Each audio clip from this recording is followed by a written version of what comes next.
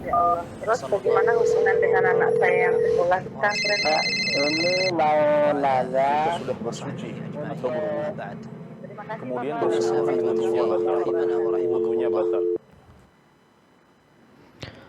Bismillah, assalamualaikum warahmatullahi wabarakatuh. Alhamdulillah, wassalatu wassalamu ala rasulillah wa ala alihi wa sahbihi wa mawalah amma ba'd. Para pemirsa Fatwa TV dan pendengar radio dimanapun Anda berada, apa kabar semuanya? Tentunya kami harapkan para pemirsa selalu dalam keadaan baik, selalu dalam lindungan Allah Subhanahu wa taala. Alhamdulillah, puji syukur atas kehadiran Allah Subhanahu wa taala. Kembali kita berjumpa dalam program kesayangan kita Live Interaktif Fatwa TV Konsultasi Islam, masih bersama guru kita Ustadz Dr. Musyafa Ad-Darini hafizahullah ta'ala, salah satu dosen di Sekolah Tinggi Dirasat Islamiyah SDI Imam Syafi'i Jember. Dan salam dan salam semoga selalu tercurahkan kepada suri tauladan kita Rasul tercinta Nabi Muhammad SAW, juga kepada keluarga beliau, para sahabat dan orang-orang yang mengikuti beliau dengan baik hingga hari kiamat. Dan pemirsa, alhamdulillah Ustadz sudah hadir bersama kita di studio. Kita sapa beliau terlebih dahulu. Assalamualaikum Ustadz. Waalaikumsalam warahmatullahi wabarakatuh. Insyaallah. Ini live pertama setelah sidang fatwa Ustadz. Gimana kabarnya Ustadz? Alhamdulillah. Oke Ustadz ya. Kemarin selesai semua Ustadz ininya. Alhamdulillah selesai. Makalahnya Ustadz ya. Alhamdulillah. Jazakumullah khairan Ustadz. Barakallahu fikum sudah hadir bersama kami di studio Ustadz. Jazakumullah khairan. Jazakumullah khairan.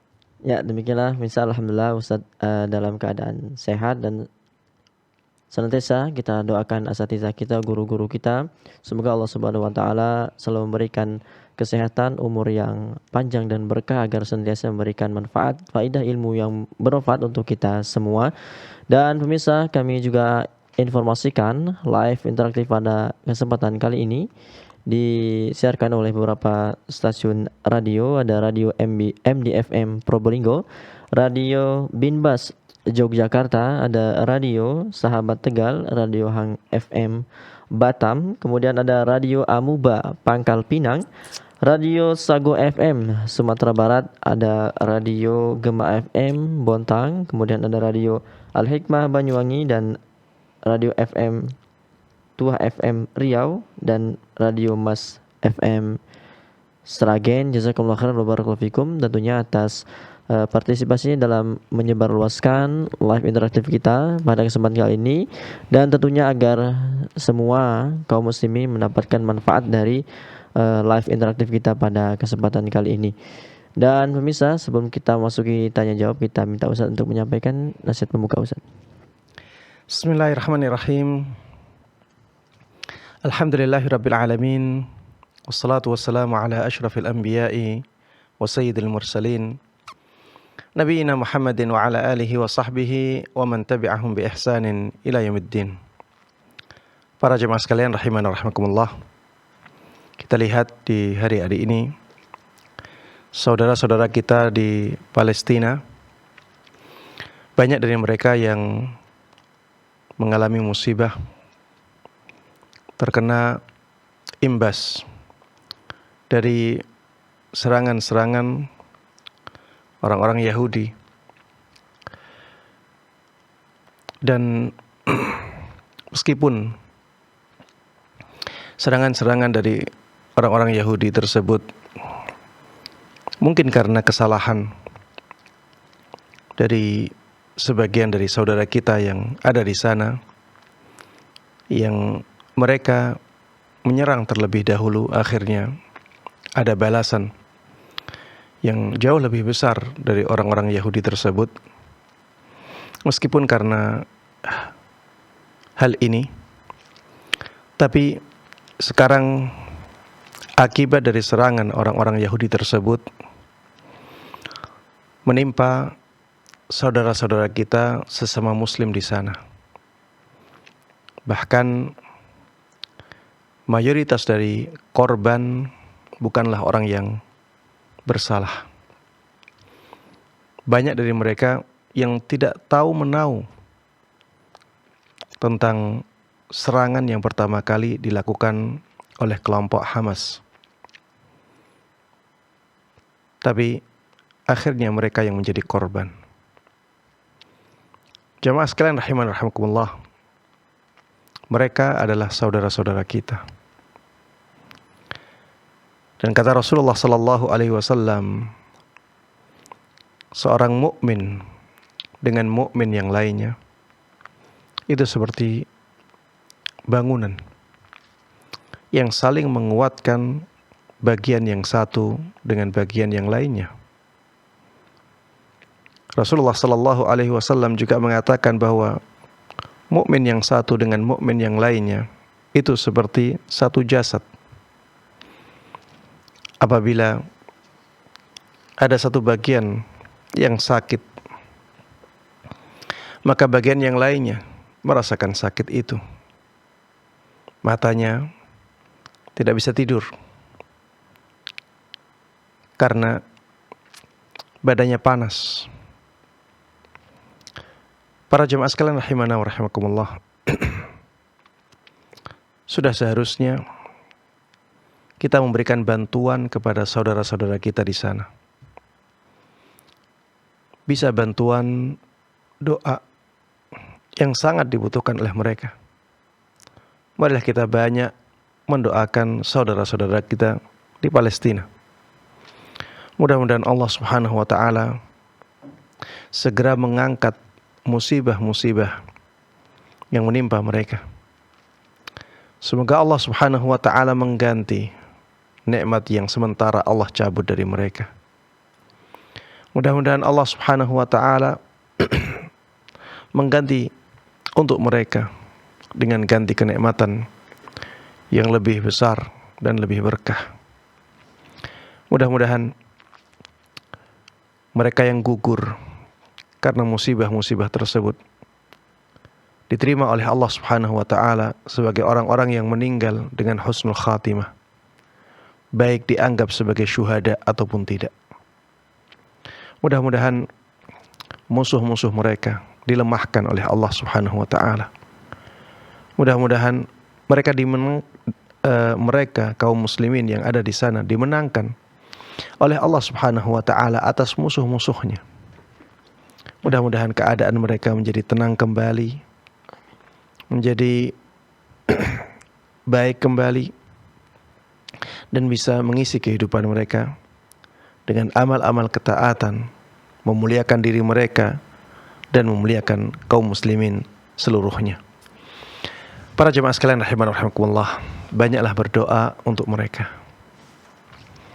Kemudian di samping berdoa bagi teman-teman, bagi saudara-saudara kaum muslimin yang punya kelebihan harta, maka berjihadlah dengan menginfakkan harta tersebut untuk membantu saudara-saudara kita di sana, terutama rakyat biasa, orang-orang yang tidak punya kesalahan, yang mereka sekarang menerima musibah yang luar biasa. Coba bayangkan kalau musibah tersebut menimpa kita. Asalnya kita punya rumah yang kita bisa gunakan untuk istirahat. Kita bisa gunakan untuk melindungi kita dari panas, dari cuaca yang dingin, dari angin, dari polusi udara. Kita bisa bersenang-senang di sana bersama keluarga. Tiba-tiba rumah tersebut hilang. Tiba-tiba rumah tersebut rusak. Tiba-tiba kita tidak bisa ke situ lagi karena menjadi daerah yang berbahaya. Coba bayangkan betapa sedihnya orang yang seperti ini. Maka para jemaah sekalian rahimani wa rahimakumullah, berjihadlah dengan harta kalian. Salurkan bantuan donasi kita ke lembaga-lembaga yang terpercaya. Ya, jangan ke sembarang lembaga. Pilih lembaga-lembaga yang terpercaya untuk menyalurkan donasi kita kepada saudara-saudara kita di sana. Dan yakinlah dengan keyakinan yang sepenuhnya bahwa infak apapun yang kita berikan untuk Allah Subhanahu wa taala, ikhlas hanya karenanya, Allah Subhanahu wa taala pasti akan menggantinya. Wa ma anfaqtum min syai'in fahuwa yukhlifu. Apapun yang kalian infakkan, maka Allah pasti akan menggantinya. Bahkan Rasulullah sallallahu alaihi wasallam dulu telah menyabdakan, ma naqasat sadaqatun min mal. Sedekah tidak akan mengurangi harta sama sekali. Jemaah sekalian rahiman rahimakumullah, dengan bersedekah kita mendapatkan kebaikan dan kita tidak rugi sedikit pun. Bahkan rizki kita menjadi semakin mudah. Demikian yang bisa Anda sampaikan dalam pesan singkat ini. Mudah-mudahan bermanfaat dan Allah berkahi. Amin amin ya rabbal alamin. Wa sallallahu wa sallama wa baraka ala nabiyina Muhammadin wa ala alihi wa sahbihi wa man tabi'ahum bi ihsanin ila yaumiddin. Walhamdulillahi rabbil alamin. Jazakumullah khairan. Barakallahu fikum. Barakallahu. Ya, demikianlah para pemirsa nasihat pemuka dari Ustadz. Semoga tentunya terus kita doakan saudara-saudara kita kaum muslimin di Palestina. Semoga Allah Subhanahu wa taala segera mengangkat musibah mereka dan memberikan kesabaran kepada mereka, memberikan ganjaran berupa pahala yang sangat besar untuk mereka. Dan para pemirsa, kami mengajak Anda untuk bergabung bersama kami, bertanya langsung kepada Ustadz melalui layanan interaktif kami di 0331544687, 0331544687. Langsung saja Ustadz kita bacakan pertanyaan yang sudah masuk melalui website kita dari hamba Allah di Kalimantan Timur, Kota Balikpapan. Assalamualaikum warahmatullahi wabarakatuh Ustadz. Waalaikumsalam warahmatullahi wabarakatuh.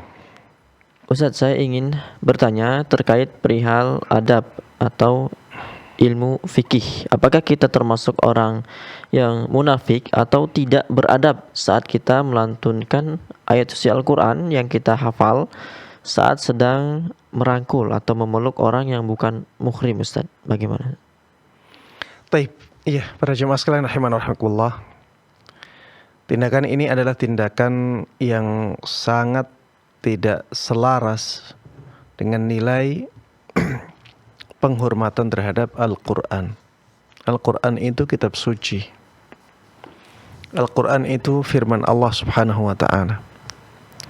Bagaimana kita membacanya ketika sedang melakukan kemaksiatan? Merangkul orang yang bukan mahram adalah kemaksiatan. Ketika melakukan kemaksiatan, kita sengaja membaca Al-Quran karena itu. Tentunya ini sangat tidak selaras dengan nilai penghormatan terhadap Al-Quran. Maka harusnya yang seperti ini ditinggalkan. Ya, harusnya yang seperti ini ditinggalkan. Tinggalkan melakukan rangkulan dengan selain mahram, karena itu dosa. Kemudian tinggalkan juga membaca Al-Quran ketika melakukan kemaksiatan seperti itu, ya. Wallahu ta'ala a'lam. Jazakumullah khairan. Barakallahu fikum. Ya, demikianlah kepada hamba Allah di Balikpapan. Jazakumullah khairan wa barakallahu fikum atas pertanyaannya. Semoga Allah Subhanahu wa taala senantiasa memberikan hidayah dan taufik kepada yang bertanya, keluarga dan pemirsa sekalian. Kembali kami mengajak Anda untuk bergabung bersama kami, bertanya langsung kepada Ustadz melalui layanan interaktif kami di 0331544687, 0331544687. Kembali Ustadz, kita bacakan pertanyaan dari Ilham Lengo di Nusa Tenggara Timur, Kabupaten Ende. Assalamualaikum warahmatullahi wabarakatuh Ustadz. Waalaikumsalam. Izin bertanya, apakah rezeki yang sudah ditentukan bisa berubah dengan kerja keras, Ustaz?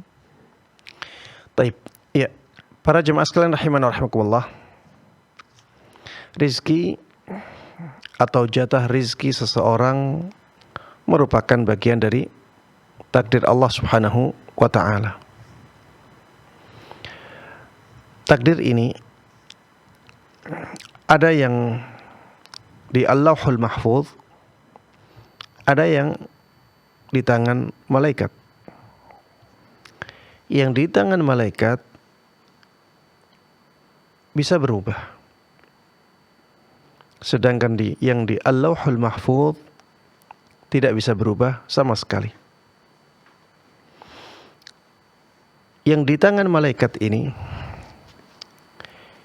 itu yang diisyaratkan atau yang disebutkan di dalam firman Allah Subhanahu wa ta'ala, yamhullah ma yasha'u wa yuthbit. Allah Subhanahu wa ta'ala bisa menghapus. Allah Subhanahu wa ta'ala juga bisa menetapkan. ini takdir, ya. Tapi takdir yang ada di tangan malaikat. Sedangkan firman Allah Subhanahu wa taala, wa 'indahu ummul kitab. Dan di sisinya ada ummul kitab, ya kitab yang inti. Ini yang dimaksud di sini adalah Al-Lauhul Mahfuz. Jadi yang di Al-Lauhul Mahfuz itu yang induknya, dan itu tidak akan berubah. Sedangkan yang di tangan malaikat itu bisa berubah. Dan ini menyangkut semua takdir, ya. Ada dalam masalah rizki, ada dalam masalah nyawa, ya umur maksudnya, dan ada dalam masalah yang lainnya. Masuk semuanya dalam kaidah ini. Baik, apabila yang dimaksud bahwa bekerja keras apakah bisa mengubah takdir? Apabila yang dimaksud dengan takdir di sini adalah takdir yang ada di tangan malaikat, maka bisa jadi. Bisa jadi. Tapi apabila yang dimaksud dengan takdir di sini adalah takdir yang ada di Allahul Mahfuz, maka tidak bisa sama sekali. Tidak bisa sama sekali mengubahnya. Bisa jadi seseorang misalnya ya, berusaha untuk melapangkan rizkinya dengan silaturahim. Man sarrahu an yubsata lahu fi rizqihi wa an yunsa'alahu fi atharihi falyasil rahimah. Barang siapa yang senang diluaskan rizkinya, dipanjangkan umurnya, maka hendaklah dia melakukan silaturahim. Melakukan silaturahim. Maksudnya ya menguatkan atau menjaga tali kekerabatan. Ini kalau dilakukan, maka rezeki seseorang bisa semakin banyak. Nyawa seseorang atau umur seseorang menjadi semakin panjang. Ini bagian dari usaha. Ya. Ini bagian dari usaha. Begitu pula ketika seseorang misalnya berusaha untuk bersedekah. Ya. Ketika seseorang berusaha untuk menyedekahkan hartanya, maka Allah Subhanahu wa taala akan memudahkan rezekinya. Ini bagian dari usaha. Usaha-usaha seperti ini ya bisa menambah rezeki seseorang. Tapi ya kalau misalnya dikatakan itu bisa mengubah takdir, maksimal yang ada di tangan malaikat. Adapun takdir yang di Allahul Mahfuz ya tidak mungkin bisa berubah. Namun jemaah sekalian rahimana rahimakumullah, jangan sampai kita menjadikan takdir sebagai alasan untuk malas bekerja. Kenapa? Karena kita tidak tahu takdir kita. Jangan jadikan takdir sebagai alasan kita meninggalkan pekerjaan. Malas-malasan, kalau sudah ditakdirkan kaya, saya akan kaya. Ini orang yang terlalu ekstrim, ya. Ini terlalu ekstrim dalam masalah takdir. Kita benar meyakini takdir, tapi di sisi lain, ya kita juga harus tahu bahwa kita juga diperintahkan untuk bekerja. Jadi yakini takdir dan amalkan perintah untuk bekerja dengan baik.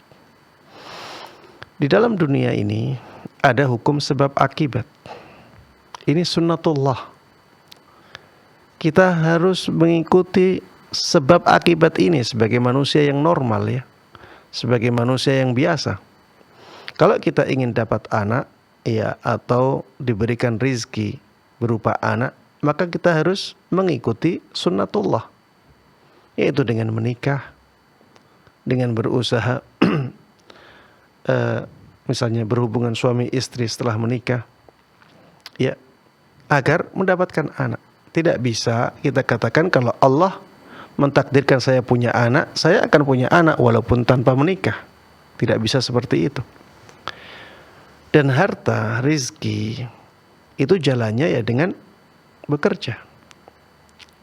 Jalannya dengan ikhtiar, dengan usaha. Memang ya kita bisa mendapatkan rizki dari pemberian orang lain, iya. Tapi kemungkinannya lebih kecil. Kemungkinan yang lebih besar adalah dengan usaha, dan itulah jalan orang-orang. Dan Allah Subhanahu wa taala memerintahkan orang-orang untuk mencari rizki di muka bumi ini. Maka kita harus berusaha untuk mencari rizki, ya. Taib, kita berusaha mencari rizki dan kita tetap yakin akan takdir Allah Subhanahu wa taala, ya. Ingat terus hadis Nabi Muhammad sallallahu alaihi wasallam, "Lau annakum tatawakkaluna 'ala Allahi haqqa tawakkuli la razaqakum kama yarzuqut tayr taghdu khimasan wa taruhu bitana." Seandainya kalian benar-benar tawakal kepada Allah Subhanahu wa taala, Allah akan memberikan rizki kepada kalian. Sebagaimana Allah memberikan rizki kepada burung yang dia keluar dari sarangnya dalam keadaan perut kosong, kemudian dia kembali ke sarangnya dalam keadaan perutnya kenyang. Jadi burung tersebut ya tetap mencari rizkinya dengan usaha. Makanya akhirnya Allah kasih dia rizki ya dengan usahanya tersebut. Demikian, wallahu a'lam. Jazakallahu khairan, barakallahu fikum. Jazakumullah khairan. Ya, demikianlah kepada saudara Ilham Lenggo di Nusa Tenggara Timur. Jazakallahu khairan wa barakallahu fikum atas pertanyaannya.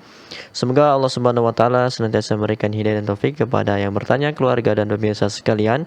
Dan kembali kami mengajak Anda di sisa waktu yang banyak ini untuk bergabung bersama kami, bertanya langsung kepada Ustadz melalui layanan interaktif kami di 0331544687, 0331544687, dan tentunya dengan tema yang luas ya, mencakup beberapa bidang pertanyaan, yaitu konsultasi Islam. Maka segera tanyakan permasalahan Anda kepada Ustadz melalui layanan interaktif kami di 0331544687, 0331544687. Alhamdulillah Ustadz sudah ada telepon yang bergabung. Kita sapa terlebih dahulu. Ada Umu Yodi di Pekanbaru. Assalamualaikum warahmatullahi wabarakatuh. Waalaikumsalam warahmatullahi wabarakatuh. Ya, silakan. Ya. Assalamualaikum Ustaz. Waalaikumsalam warahmatullahi wabarakatuh. Ya, silakan Umu Yodi. Ya, izin melanjutkan pertanyaan dari member WhatsApp di Rosa Ustaz. Ya. Ini Ustaz, karena sudah 7 tahun hidup menumpang di rumah mertua. Terus terang selama ini benar-benar sesuatu yang berat ketika tinggal bersama mertua. Apakah ada, anak tahu meminjam uang ke bank itu haram? Apakah ada keringanan untuk kondisi seperti ini? Yeah. Jadi anak akan pinjam ke kartu kredit yang tidak ada bunganya untuk membangun rumah, untuk menjaga hati anak. Ini satu lagi Ustaz. Ya, begini Ustaz, misalnya yang dilakukan oleh pembeli melalui Al-Fajif itu kan kurirnya karyawannya juga. Akadnya diulang lagi enggak ya Ustaz? Saya kurang jelas pertanyaannya.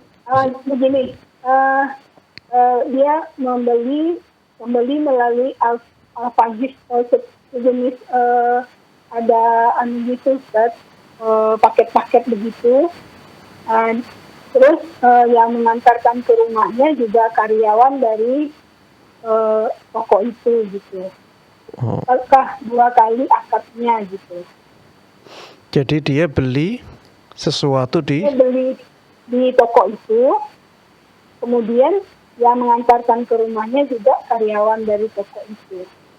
Taib. Terus yang ditanyakan? Apakah akadnya diulang lagi gitu? Oh, iya. Ya itu aja Ustaz. Jazakallahu khairan. Assalamualaikum. Waalaikumsalam warahmatullahi wabarakatuh. Silakan Ustaz. Ya, untuk pertanyaan yang pertama ya, pertanyaan tentang keadaan seorang menantu yang selama ini hidup bersama mertuanya dan merasa berat untuk hidup bersama mertua. Apakah dibolehkan ya bagi menantu yang demikian untuk meminjam dana kepada bank ribawi untuk mendapatkan rumah, ya sehingga bisa berpisah ya dari mertuanya yang menurut dia sudah menyusahkan atau ya menjadi beban dalam kehidupan dia. Para jemaah sekalian rahiman wa rahimakumullah,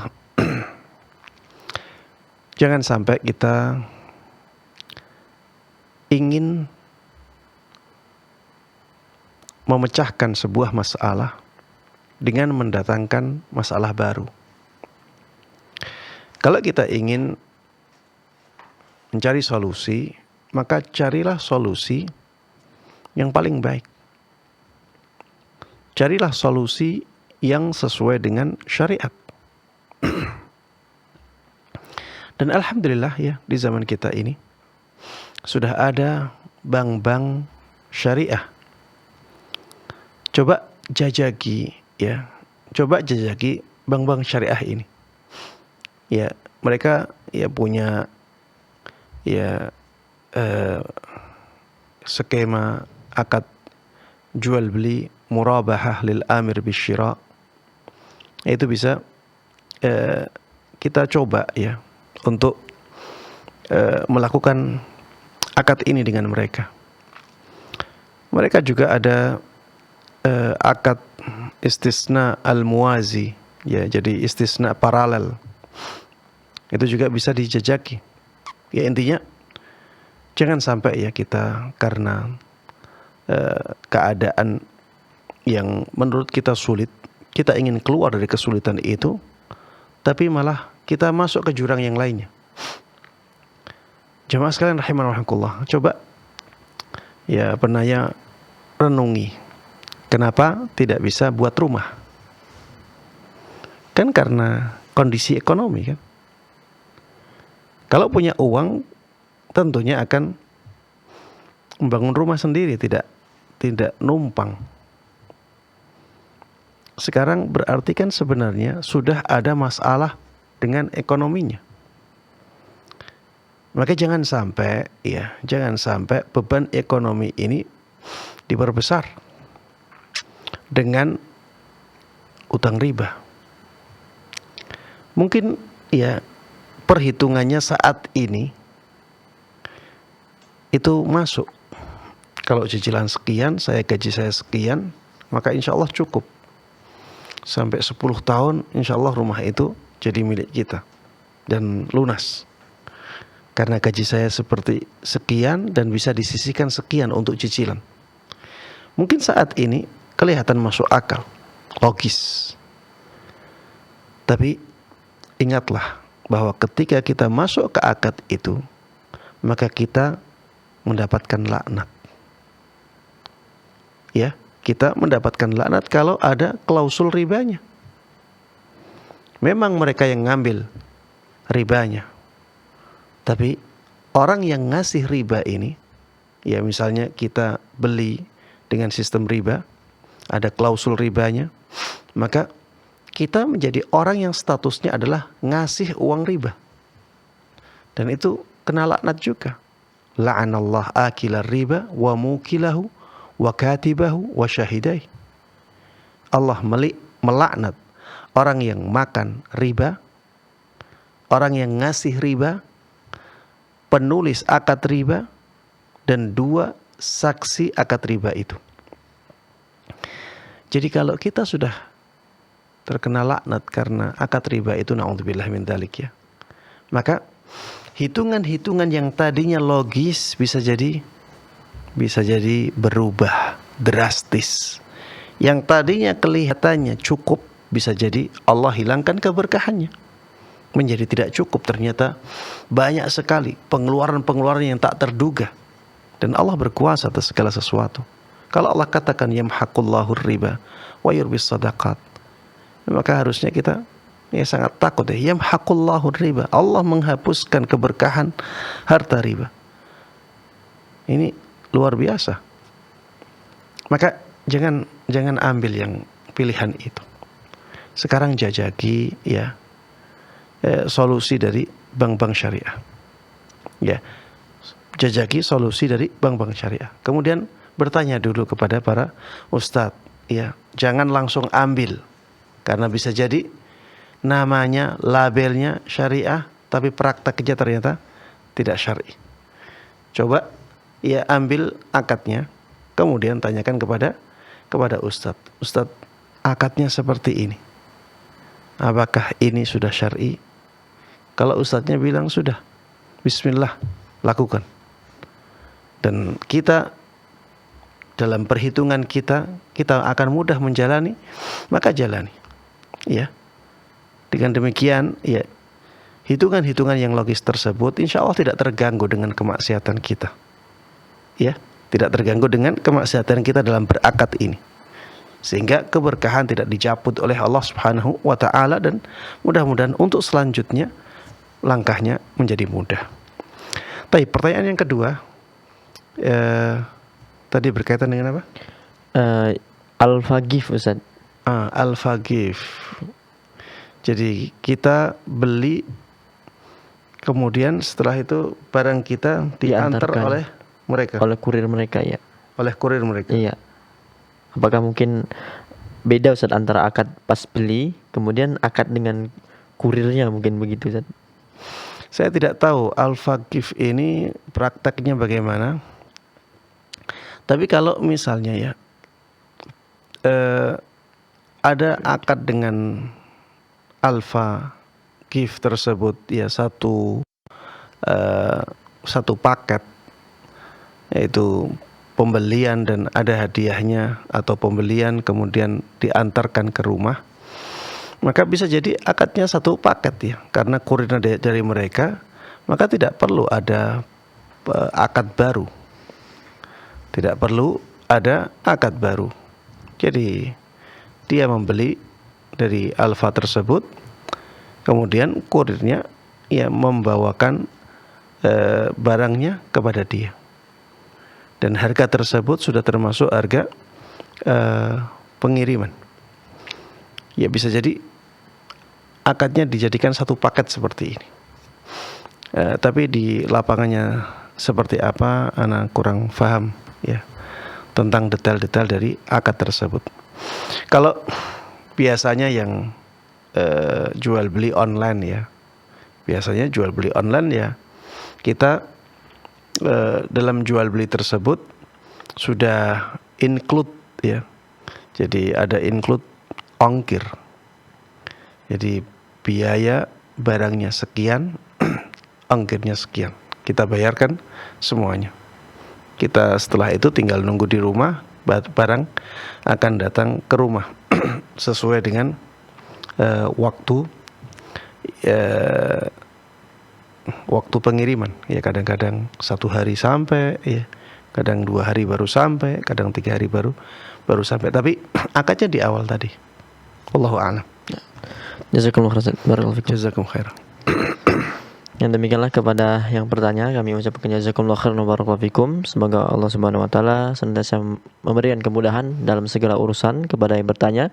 Keluarga dan pemirsa sekalian, kembali kami mengajak Anda di waktu yang ada ini untuk bertanya langsung kepada Ustadz melalui layanan interaktif kami di 0331544687, 0331544687 konsultasi Islam.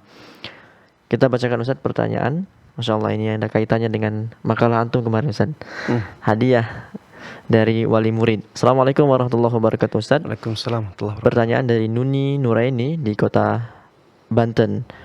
Kalau misalkan wali murid bersepakat memberikan hadiah kepada seluruh guru di akhir tahun pembelajaran, mulai dari guru kelas 1 sampai kelas 6, dan di antara guru antara guru dan murid tidak ada interaksi kegiatan belajar mengajar lagi karena sudah selesai atau lulus sekolahnya, apa tidak boleh juga, Ustadz? Mohon penjelasannya. Kami sudah melakukan itu di sekolah anak kami. Pertimbangannya karena dari kelas 1 sampai kelas 6 kami tidak pernah memberikan hadiah. Jadi ketika perpisahan kami beri hadiah semua guru yang ada di sekolah itu, Ustadz. Iya. Para jamaah sekalian rahimanallah, ya memang hadiah kepada guru ini sebenarnya masuk dalam pembahasan hadayal ummali ghulul ya. Hadiah-hadiah yang diberikan kepada para pegawai, para pekerja, itu adalah harta yang dianggap harta khianat, ya. Namun ya ana juga pernah sampaikan ya bahwa di sana ada pengecualian, ya. Ketika sisi khianatnya itu hilang, maka menjadi dibolehkan. Seperti misalnya ketika kepala sekolah, ya ini tentunya sekolah swasta ya. Kalau sekolah pemerintah, maka harus mengikuti aturan pemerintah. Kalau sekolah swasta, maka yang paling tinggi dari kepemimpinan dari sekolah swasta adalah ya kepala sekolahnya. Ketika kepala sekolah membolehkan adanya hadiah dari wali murid untuk guru, maka sisi khianatnya hilang sehingga dibolehkan, ya. Sehingga yang seperti ini dibolehkan. Di antara pengecualian yang saya sebutkan, ya, adalah ketika hadiah diberikan setelah tidak ada hubungan ya antara wali murid atau murid dengan gurunya. Ya, misalnya di akhir kesempatan bertemu dengan guru tersebut, diberikan ya hadiah kepada guru. Maka yang seperti ini ya sisi khianatnya sudah hilang. Jadi sisi profesionalitas pun tidak terpengaruh di sini. Karena sudah tidak ada lagi hubungan setelah itu. Karena yang ditakutkan ya adalah profesionalitas yang hilang ya atau berkurang dan adanya sisi khianat. Ketika hal ini hilang ya maka akhirnya dibolehkan. Karena memang larangan itu adalah karena dikhawatirkan ada hal-hal yang tidak diinginkan tadi, yaitu ada sisi khianatnya, kemudian profesionalitas yang menjadi berkurang, sehingga guru lebih memperhatikan murid yang sering ngasih sesuatu, ya, maka ini akan merugikan yang lainnya. Ya intinya, ketika yang diberikan itu guru semuanya, di kelas 1 sampai kelas 6 misalnya, semua guru dikasih. Kemudian dikasihkannya di akhir ya pertemuan antara guru dengan wali murid, antara guru dengan siswa ya dengan muridnya, maka ana melihat yang seperti ini tidak ada masalah. Wallahu ta'ala a'lam. Jazakumullah khairan Ustaz. Barakallahu fikum. Ya, demikianlah kepada Ibu Nuni Nuraini, jazakallahu khairan barakallahu fik atas pertanyaannya. Semoga Allah Subhanahu wa taala senantiasa memberikan hidayah dan taufik kepada ibu, keluarga dan pemirsa sekalian. Kembali kami mengajak Anda untuk bergabung bersama kami, bertanya langsung kepada Ustadz melalui layanan interaktif kami di 0331544687, 0331544687 konsultasi Islam. Kembali Ustadz, kita bacakan pertanyaan dari Fulan di Jawa Barat, Kota Bekasi. Assalamualaikum warahmatullahi wabarakatuh Ustaz. Waalaikumsalam warahmatullahi wabarakatuh. Ustaz, saya seorang laki-laki berusia 33 tahun, mempunyai anak satu berumur 3 tahun. Singkatnya, dulu waktu nikah saya belum pernah lihat wajah istri saya, Fulana, bercadar. Saya baru lihat setelah akad nikah dan saya kaget. Ternyata wajahnya di luar ekspektasi saya dan saya tidak ada hasrat. Tapi saya coba terima. Setiap kali berhubungan intim, saya selalu membayangkan wanita lain atau mantan pacar. Sekarang saya lebih sering emosi kalau ingat pernikahan itu, Ustaz. Sampai saya sering terjatuh kepada hal-hal haram seperti menonton video haram sampai onani, Ustaz. Bagaimana? Iya, para jemaah sekalian rahimanallah rahimakumullah. Iya, ini kejadian yang terjadi karena adanya ya sesuatu yang kurang sesuai dengan sunnah ya. Kita di dalam Islam, walaupun calon pasangan kita bercadar, bukan berarti dia tidak boleh atau sebaiknya tidak dilihat terus ya. Di dalam Islam, ketika seseorang akan menikah, kita diperintahkan, dianjurkan untuk melihat bagian dari pasangan kita yang menjadikan kita tertarik untuk menikahinya. Jadi dibolehkan kita untuk nazar. Ini ada syariat nazar. Syariat melihat wajahnya, melihat tangannya. Bahkan banyak ulama yang membolehkan untuk melihat rambutnya. Karena rambut ini juga berpengaruh terhadap kecintaan seseorang kepada lawan jenisnya, kepada calon istrinya. Coba bayangkan kalau misalnya seseorang tidak suka dengan rambut keribu dan orang tersebut wajahnya sangat cantik tapi rambutnya seperti itu. Dia tidak suka dengan rambut seperti itu. Ini juga akan mempengaruhi. Maka ya banyak ulama yang membolehkan laki-laki untuk melihat rambut calon pasangannya. Kenapa dibolehkan? Ya karena tadi.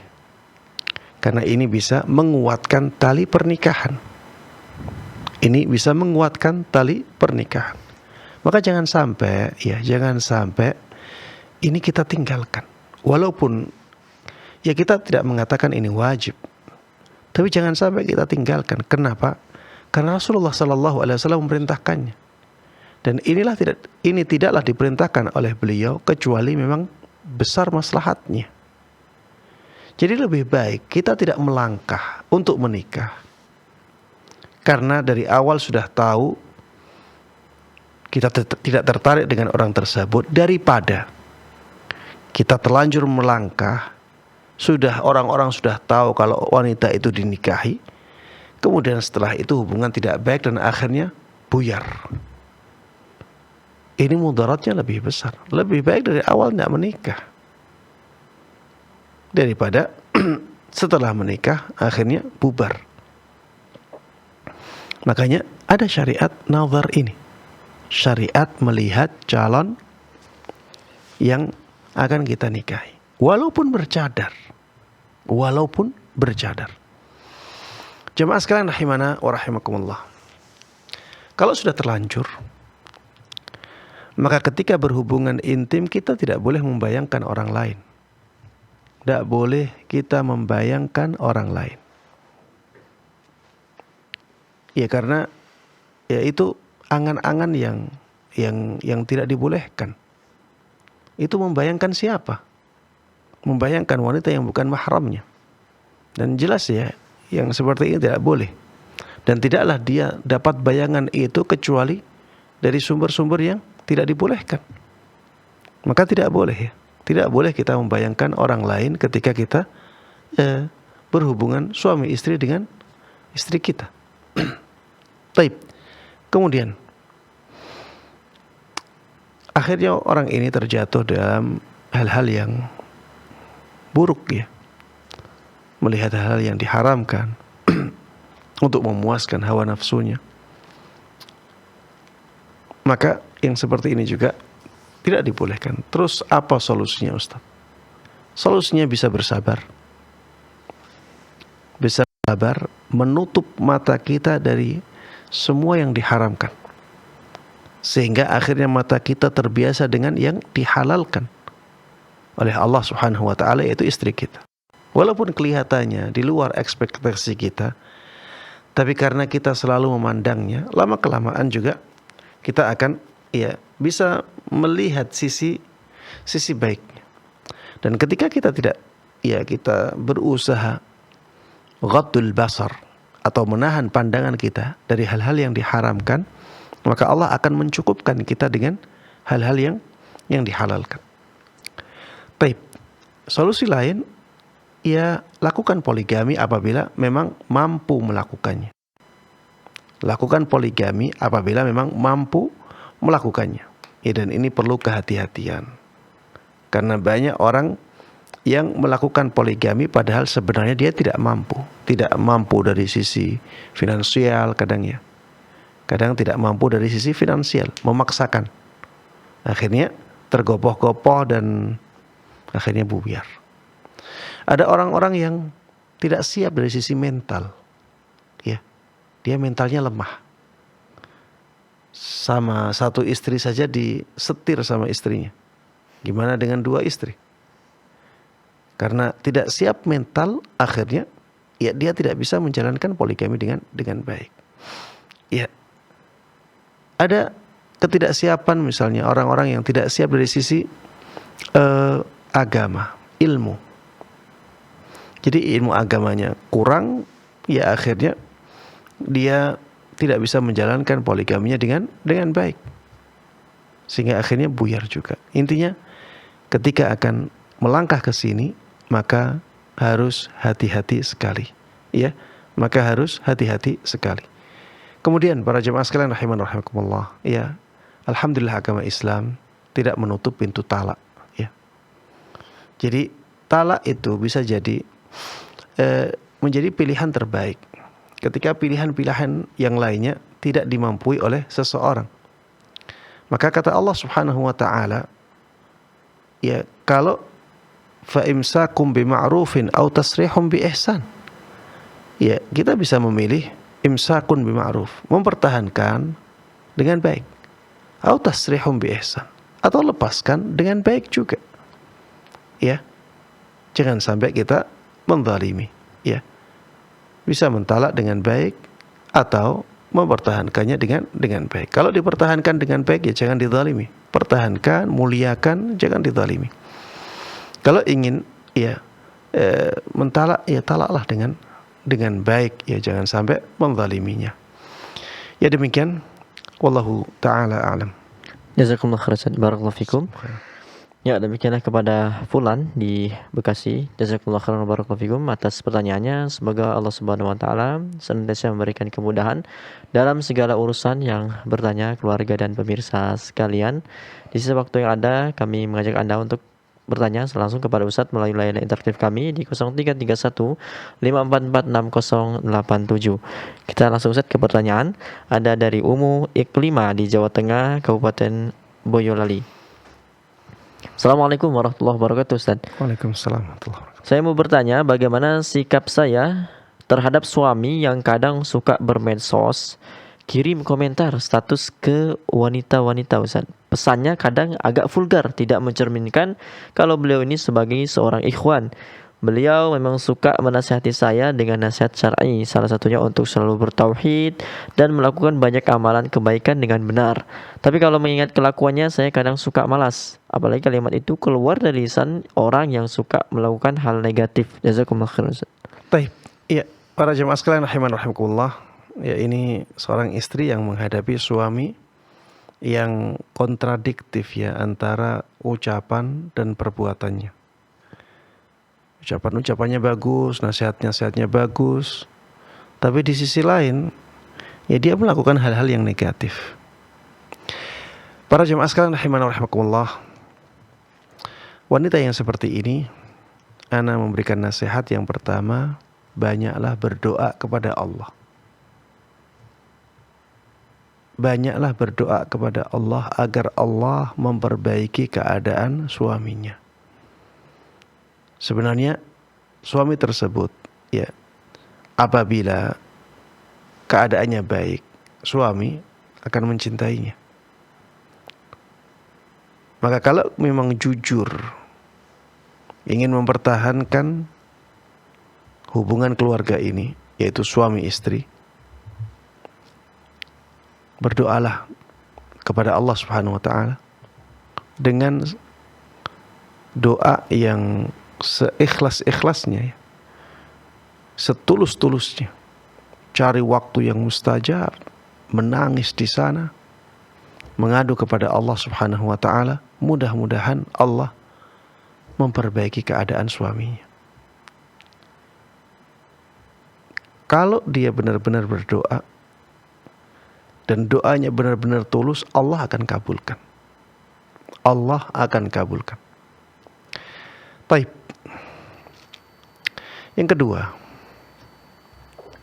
kita bisa menasihati suami tersebut, tapi harus cari cara yang paling bagus, ya. Cari cara yang paling lembut. Cari waktu yang paling pas untuk menasihati suami. Karena suami itu di atas istri. Ar-rijalu qawwamuna 'alan nisa. Kaum laki-laki merekalah yang punya hak qawamah atas kaum wanita. Hak qawamah itu hak untuk ngatur, ngarahkan, bimbing. Dan suami itu statusnya sebagai kepala rumah tangga. Maka menasehati kepala itu beda dengan menasehati bawahan. Menasehati kepala itu lebih berat, lebih sulit. Maka jangan sampai kita menasehati atasan seperti menasehati bawahan. Kita harus cari waktu yang pas, cari cara yang pas, ya, cari kesempatan atau keadaan hati yang pas, ya, agar bisa didengar nasihat kita dengan baik. Atau misalnya kita pinjem mulut orang. Jadi kita minta orang lain yang disegani oleh suami untuk menasihati suami, agar suami tidak melakukan hal-hal yang seperti itu. Ya tentunya harus diatur, ya, bagaimana biar suami tidak tersinggung ketika dinasihati oleh orang-orang yang dia segani, sehingga ya suami bisa berubah. Kemudian para jemaah sekalian rahimana wa rahimakumullah, kalau kita bisa sabar dalam mendoakan suami dan menasehatinya, insya Allah, ya, Allah Subhanahu wa ta'ala akan memberikan hasil sesuai dengan usaha kita. Seorang istri, ya, jangan sampai menilai bahwa kalau suaminya punya kekurangan, maka pilihan yang terbaik adalah, ya, mengakhiri semuanya. Jangan sampai punya pikiran yang seperti ini. Karena istri itu kalau sudah dicerai, statusnya janda. Dan dia akhirnya harus menunggu ada orang yang menginginkannya. Dan ini sesuatu yang berat, sesuatu yang sulit. Di sana ada banyak orang yang bisa memilih yang lebih baik dari dia, yang masih misalnya masih perawan, ya. Sehingga kalau pisah ini, kemungkinan untuk bisa menikah lagi itu kecil. Maka jangan sampai berpikir seperti itu. Berpikirlah untuk mempertahankan rumah tangga. Bagaimana bisa dipertahankan sebaik mungkin, sekuat mungkin, ya. Dan tidak ada yang lebih kuat pengaruhnya daripada berdoa kepada Allah Subhanahu wa ta'ala. Banyak berdoa kepada Allah Subhanahu wa ta'ala, kemudian berusaha untuk menasihatinya dengan cara yang baik. Barakallahu fikum. Jazakumullah khairan. Barakallahu fikum. Ya, demikianlah kepada Ummu Iklima di Boyolali. Jazakillah khairan wa barakallahu fikum atas pertanyaannya. Semoga Allah Subhanahu wa taala senantiasa memberikan kemudahan dalam segala urusan Ummu Iklima, keluarga dan pemirsa sekalian. Dan alhamdulillah tadi adalah pertanyaan terakhir kita, Ustaz, pada perjumpaan kali ini. Jazakumullah khairan wa barakallahu fikum atas waktu dan ilmunya, Ustaz. Semoga dalam kesempatan kembali kita bisa menyapa para pemirsa, insyaallah. Insyaallah. Barakallahu fikum.